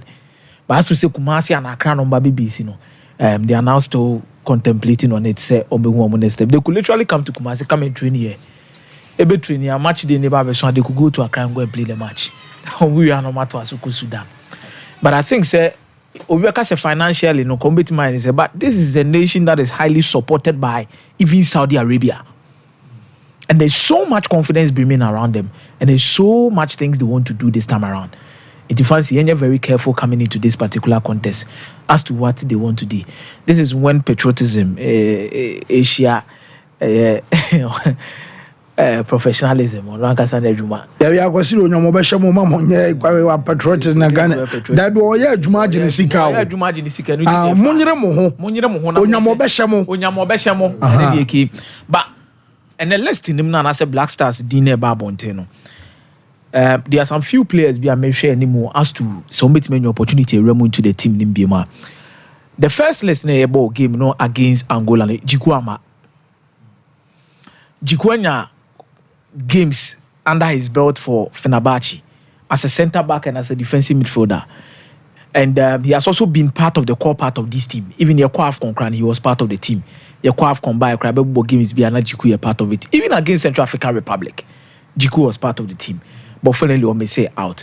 I'm looking forward as to say this time around the Jiku Bemu into the team. So Bemu Krampuna is here and a mummy in Salisu Nebo. And that's what we're saying. Say Oba Beshemu direct, and now we are putting him in that role as the number 6. So bet me about the Amayana.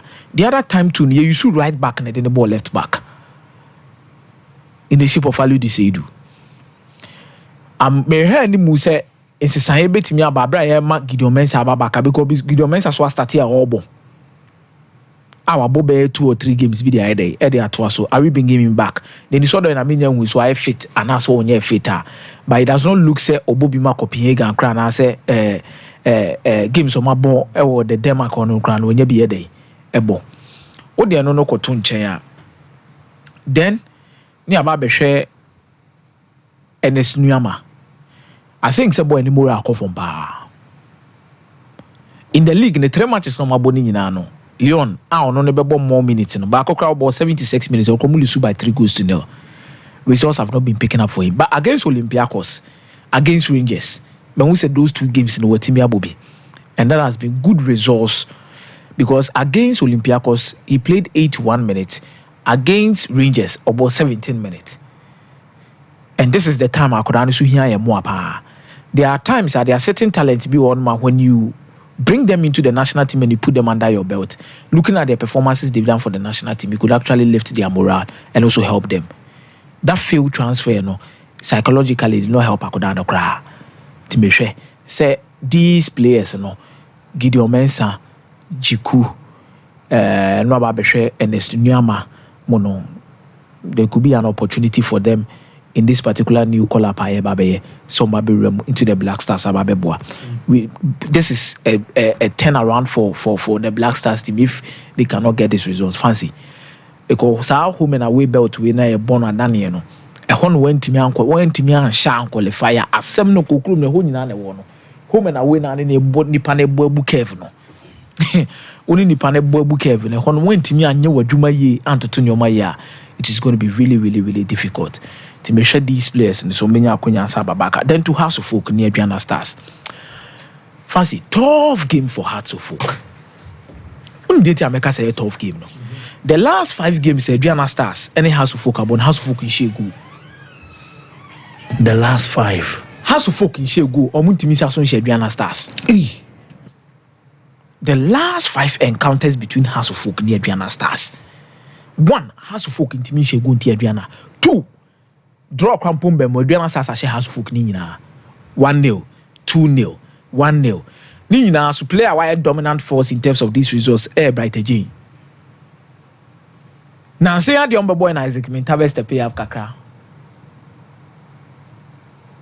Or Mutimbe House of Folk. And a bookie side the House of Folk. So, Boshana House of Folk.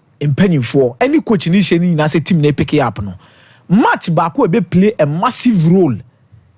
Say indeed there has been an improvement around the House of Folk is the results against Adriana Stars. Me last season say House of Folk should be team. Me boa. Is the House of Folk should be team this season in the news. Omuni ba Holy Stars and border, Baba Holy Stars here day. Omuni Nations FC. Now no crana e bet na no Nations FC the House of Folk tie ha omo pa. Me boa. Into bana be bodra any news. This is the big match to signal say House of Folk omo ye back and there has been a progress or not. Because Koroko the entire na Koroko for bet maka say oh maybe there has been a progress for them near say last season by this time no more accumulating how many points. Karela away omo ye Koroko day. What must say? By this time around, question away meboa. What team accumulating 8 points within the first 4 matches are what team day. What team abo going into match day 5. So there is a progress. Mediama last season no more Africa. Almost starting in the camp about 2 or 3 matches. And now Mediama how many points? This time around, Mediama could say 9 points out of 3. Is it an improvement or not? It is. There is a progress. Over check baby any Gold Stars. Gold Stars, yes, started last season no more that say points are normal accumulating. They drew 8 no more say nana. There be this time around after 4 games. Was I away cross I pick 2 crucial points at Samatex. As I pick another point, our Heart of Lions Pando at the Befi. It is saying there has been an improvement or progress. But baby House of Folk that's say any points in the House of Folk no. Any Jumedi no mood in the baby a House of Folk bedroom. A Adriana Stars game in no and very important for them whether they like it or not. It is a game which House of Folk must win to prove to the supporters that there is a progress. Because on team in your boogie side for 5 consistent games. It's in a police so better Rebecca said Sekorokwa share Accra Lions I mean the last season they see now they see you know. So they also need to win. And House of Folk needs it as soon as possible. Ransford Mensah, Amofa, Osesibe, Yaya Draman. All of these guys will need to start stepping up for House of Folk. Hamza Mo. So mo the board need to be twat them the House of Folk. And yes sir, progress tentini progress tete ane kasa tentini bebre no fancy enko bebia. Enko bebia. Adriana Stars so no menim de ha omo. Because these are 2 teams has some performances no equal. Because Adriana Stars too has not also started the season so well. And I ask myself a lot of questions. Now the Adriana Stars they of course will team him. Because last season, as at this time, Adriana Stars, the league in the crown, one that's why Adriana Stars were. Adriana Stars were in contention for the league title until say about first round, New Year, Kakrebi best at the second round. And on Yoma Jigui, Adriana Stars are young who said the at the start of the season. And we name the problem now, because in terms of personnel, men said that who said Adriana Stars I said that to Tom baby amomako ebia Emmanuel Jemfimu and we old players one that they are no more team no more jahonom kono.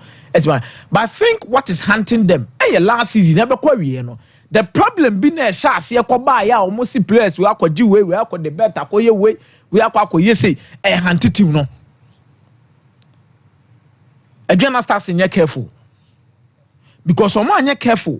Na baby o mabebo Ghana Premier League na do fi so mo ba mu no mo looki back na ade o mo ko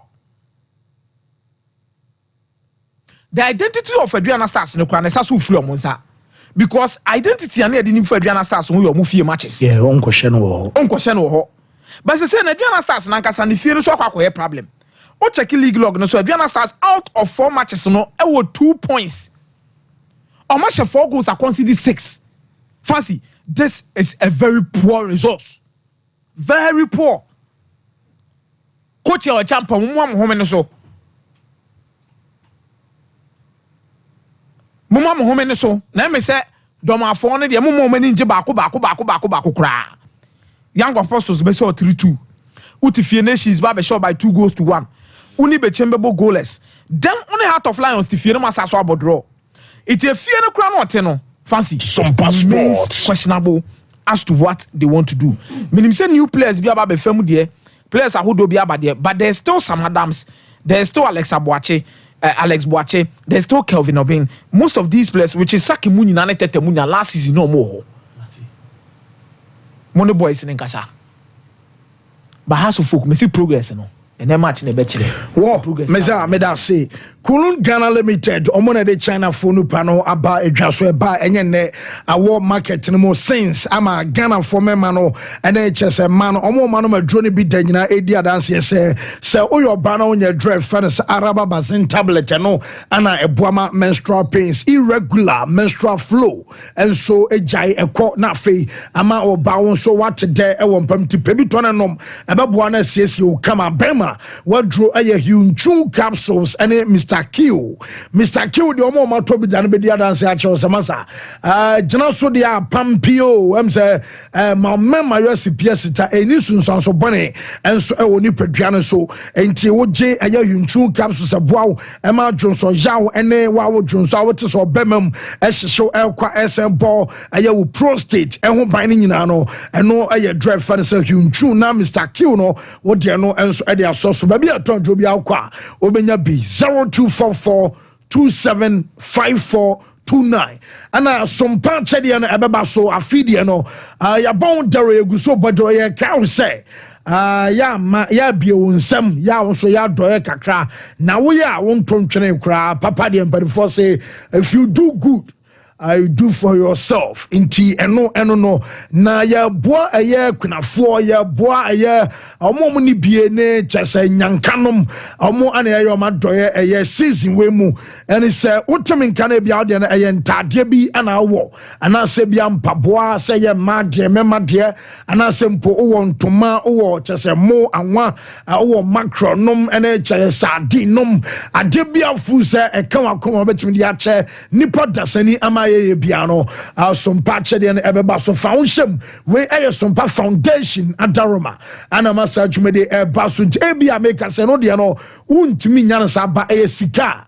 va mobile man obetimi dia fa momo number 0598559802 edino ebeba Terra One Media anase Blessed Foster emubia beba biano eno no na bosompa ne saneba na hwe eyensa kira nyame be ewo dwumadie mu Mike Fancy and Coach Otuado enemy the squad for the double header against Sudan AFCON 2025 qualifiers yan shasi ni na se tenefi na Angola be share then we had to go and then also endure a disappointing draw against Niger. And it means in the game I Sudan able both home and away. I was see a team results so I am looking at perhaps what must change in the Black Stars team. And let me put it on record, say the whole of this year, Black Stars ain't keep clean sheet that. Okay. In competitive matches, keep it clean sheet that. So, be was our record no. Umbra. In the whole of this year, you keep it clean sheet in any competitive fixture. The only clean sheet I think was Vaz Yakobo AFCON no yene Namibia bo 0-0 bino. And no pay. And then the only game we have kept a clean sheet in the year 2024. We are in the 10th month. Into the issues that Kotia team no. It did not start with this coach, but it is continuing. And a coach where Otuado, he didn't buy say sisanioma. So it means certain things must change. I am pemping yadua kwa kodie di odapo nimno, and we forget the omujina nenim. When there is no unity of purpose, and I say entiasiye nye juma between the goalkeeper and then the backliner, they will always concede. You might have a very good goalkeeper, but with not enough protection, he will be exposed. And you might have a solid backline, but with a non-collaborative goalkeeper or error prone, they will concede. Team Pempinu, he has a side in the you might have monitored. Yabebo Ghana, Angola, and Ghana, Nigeria, no. Your defenders are no. Their performances are very encouraging. More respective clubs. Abdul Mumin. A boya monocrab and goal of the month winner. Yeah. Salisu just recently he was Champions League. He has been a mainstay in the Monaco team. For the performance in the Champions League alone, and making an appearance in the UEFA Team of the Week for the Champions League competition. Jiku returned to fitness. He's playing for Fenerbahce under Jose Mourinho. Sa 3 way no nasi ye hwemu a likely players on be rem no mabama e benyo omonkwa. Jerome Opoku is also playing and then helping the team in Istanbul Başakşehir. Knock at the last call up now. So clearly there is an indication say players now when they go to their respective clubs, they are giving us very good performances. Am I proud to say we move Frigano on my body mark club, A club B or Moti him. But the moment they don the national jersey, it becomes a different thing. Who sa commitment, the zeal, the passion, or more the bomb club, who be sawa. So I am not so much concerned about the personnel because Omambo Bodino likely so money be from for central defenders. And Omo ba Obia Sefata see a man opportunity say Omo because of what they have done. I have mentioned 4 central defenders pe Jerome Opoku, Alexander Jiku, Mohamed Salisu, Abdul Mumen. These are players I'll bet me pick mu 2 to play against Sudan. You can even play a back 3 and still bet me Eddie Fisa players amabo mudinim. But when they come and they play as part of the Black Star starting 11, ayana yehu the epesi yehu Eddie Efrim. For the laterals, there was one problematic area in the last call-up and in the last assignment. Left back on. We did not have a natural left back at all, but there were some left backs in the team. Coach now more opportunity. Gideon Mensah has returned to full fitness. But I am sitting here and I think, say, our left back be no. Let us try some of these boys, local boys now. Omobo edemo clubs for Africa. The member share year was Isaac Affle, FC Samates. Explosive fullback with an eye for surging forward. He plays more as a wing back, but always a defensive when he never loses it. Is it time we try some of them? And as you rely on the already known bunch, because coach will not want to try out too many new players in such a crucial game. Sompa Sports. In a nutshell, I am not expecting much changes. By our players, we saw Mayo Muti or Mobomo clubs. And for Elfsborg, Michael Beidou. He scored the only goal as winning against the penalty in the NFL. This season, he has double figures in the league. Then in the Europa League in Kwano, Washa 4 goals so far. I think for someone like that, the performance catching the attention of the coach is not more fair. What I am looking forward to, any personnel, but I am looking forward to a team that comes and you a certain passion, commitment to the cause. Bono mbabe bono, enye bola, ebema yarinwi, yatre CTV yetiane yo stadium wa, but it will make us appreciate, say, they are giving their all to ensure things work well for us. Now you be game, issues of pitch, but rather we look at the performance of the team and how they're able to get the best out of every situation. Has Ediana, 2 teams are Omobre, although has won against Bechem. Say has M-Pese Bechem result, ebe looking like an oddity. Neze, where the frame kakra. Then they will need to really lay down the marker. Now, who said they are making the Legon Stadium one of their own. Akumia mentioned in the last 5 games, Hearts have failed to score against Ediana, and there is no better time to play Ediana than Ende because they are not in their best shape. So, coach Niye Nejuma year, they are meeting an Ediana team which is very much beatable, and that jinx will be broken. So, I'm wishing them the best. Whoa, Varas, fancy. Yen call up never, but the mere expect ya say yen players knew who baby say Gina say, and Ghana ni bia samoa on the ball sa games in the core and what kind of commitment to media obusami on Mumrano Meshi Ghana for they should come and commit to the cause. Ghana for who and Ibre, but untimin Casa 7 baby because yen players ni baby no muntimin on new positions on various clubs. And he has started season for. It is a one who you now be any mobina ukufie ko tenafia obebano Yes, we be own position and I say e ba be watch bi ni. Sometimes I na sa games we know the intention be never, but this time around no, we need them more than ever. Because baby akwa could do no sa 6 points we know. Say the papa mu pa e si timi gini na. Na nya fe ne be ne bia because ya tena amangola be say yen. And then what juma yo. Ti si timi hwe. Na ye juma. I was move as she Sudan front and back. E si timi show mu. E si timi show mu. So ho because minim say e den ya Mahele too want to prove something because juma no na ye.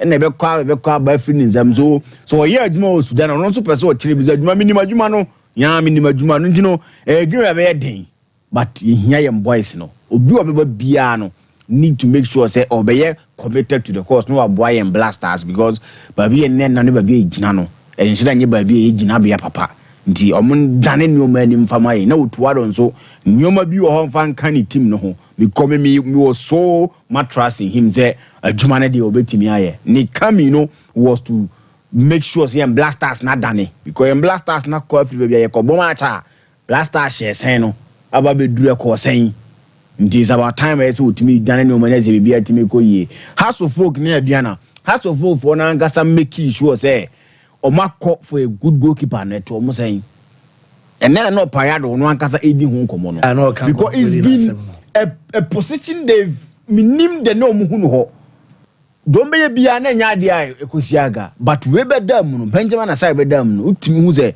stability bia ba house of goalkeeping area ho and ye nyoma e be bo mu moving forward with season we because o goalkeeper nya season was betimi ayeche and ade ba ko ha na wo ye adwuma ni ya me nya store say house of fan bia ba bedi watem na wo ye adwuma ni ya me nya store say house of fan bia ba bedi watem na no yo mu share be chemi fans na no mu players na chama na echo muska so some more ye adwuma ni ye dia they will come and support Sompa so this game against Diana any kwan so mu call for anything they need to get all the 3 points and for my fans no I didn't actually say in recent times and say no omo team no they've not been serious with recruitment and everything with the team doma for nankasa omo mo is a team that not been run well nti hard folk can take advantage of the situation no make sure say o match points na so team aka na bibia so team ahye and my team aka house folk 21st clinic adarma ye ba be fa ye course no expert in sciatica and no branches adorson across the nation ye dey ye abe from fidie na ba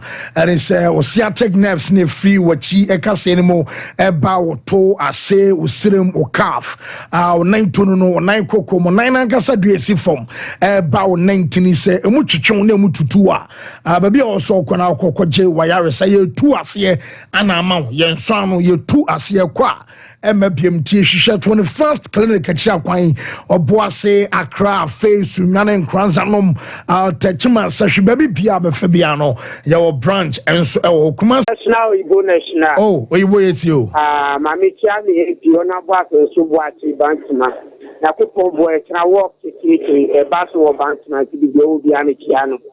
Now and then you make so called House of Pokio match.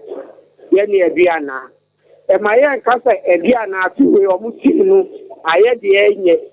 If you have gone as you are Diana, dear, now I feel a Diana for no, or my young would be too so.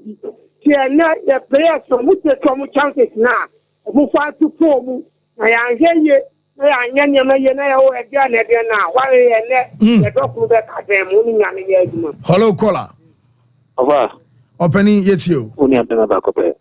Okay, good day. No more quarter so far. I'm more Bojuma, the next president of the Republic, Dr. Lajima Modobaumia, and Dr. Benasanti and Apai Omochi. Sompa Sports. I'm a sports ministry, and AGF in Abaso. I say, Omodin Yamoto 2 years now, CAF approve your match, your country stadium, no, and the Amfamont and the Sudan match, no. Your best friend, this time now, no more Emma Tanfo in your daddy. And sports a stadium say what Ghana Jinara of a maintenance a coach no as a coso. And you say I can't pay any Omunya and Cabo and Keti and Kobo a Profufoso, not come off your propaganda. And your better sports ministry no. This the one when you call a stadium no name maintenance coach no any juma. Of a Atama Yakaba Black Star call up near ye.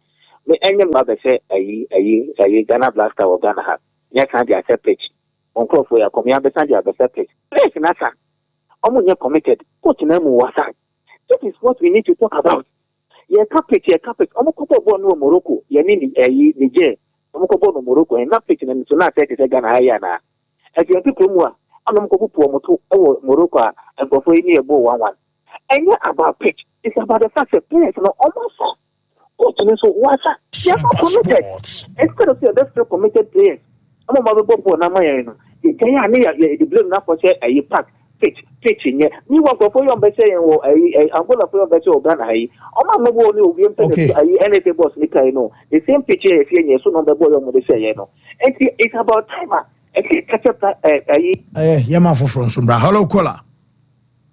Yeah, Fuzzy, good morning. Open your just with you. Okay. Okay, sorry, last side. Open your Miss Roman and Sumay or Daroma. Call up Nobayano. Ma Blasta Funa, Nagana Funa, who say, ye call up Papa. You're not in the bar. You three mobile no way taking so. And he said, a physical because okay, African countries, West African countries, they have a physical many players, I could say, some just one of power in time. We to have to Diana. Yes, but it's you should have been the Abana. After my and the approach, and have after my so. Yes, Diana, something that. Yes, I say. Hello. Hello. Opening. Yes, sir. Yes, you. Thank you, which are no account in my idea. That's it. Now, I am the great woman because me. For me, okay, it's you. My brother, yeah, you can say. The blaster thing at the let me go to in the team, I need to kill your photo. Now, the other quite hard in the place to know. Thank you. But there is a Omuko, Omukab, go moving out of the top of the ball. And anything you could do, anything, you get the boy to know, especially party. But you will have it, or better than half for you, and the best of another ball. See, I didn't say more, and I said, oh, one when you didn't want. You're pretty big to her, and come over the Unions. Pese wo pray akwa bo wa chego mo ba come na bi kana mo la na pastor mo mo ni na ba bi afa enyi wo mo kura na ebo bo ha wo ni na so ka wo na ma bla search mo yesa no nti mo bi bia o mo nye no mu so mu from ani o mo nye de mo de kana na no mu o mo ko mo man no mo na tim de na mo mo da so kwanzi wo yara se yari si ya bre no aso ye sorry so na ya makwan ama news for no aba nti eno no sha konya ready abeko nti yes. Yeah, to me for BM. Okay. Well, happy birthday to Steven Boateng and Steven. Baby, I will be an happy birthday, call and so a day amount and no na fee. I am called the next and so as way. Okay, yeah. Sorry, news.